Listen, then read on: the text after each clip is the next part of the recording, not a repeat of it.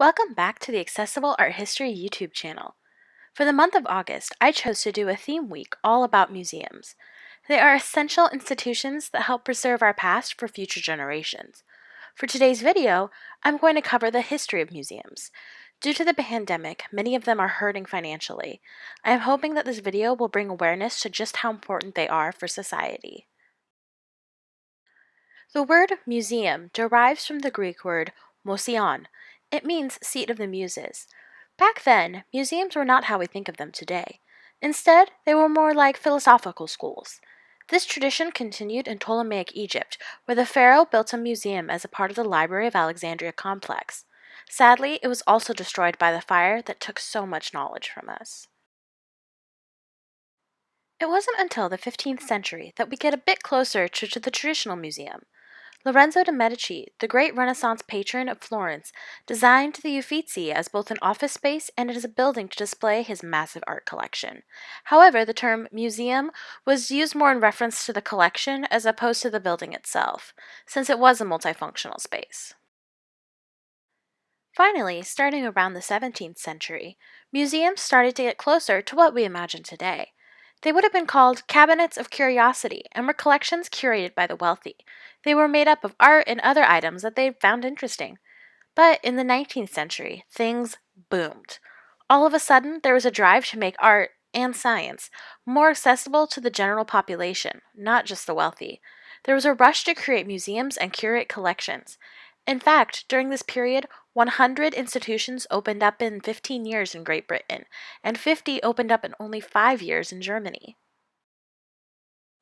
Humanity has been obsessed with collecting beautiful things, well, pretty much since the dawn of time.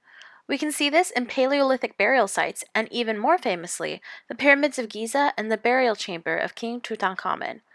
Once Christianity hit the scene and began to spread, collections of objects tended to center around relics, religious paintings, and other liturgical items.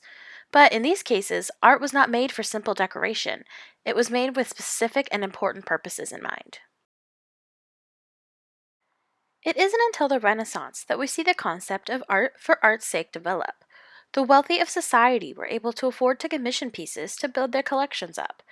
I talked a bit about this previously when I mentioned the Medici family and the Uffizi, but in fact, the first public art collection was located in Rome.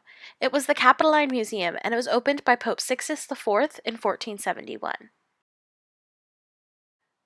Due to the nature of these collections, it wasn't long before they began to symbolize the national identity. They were an effective way to spread propaganda about a country's history and allow people to be proud of it.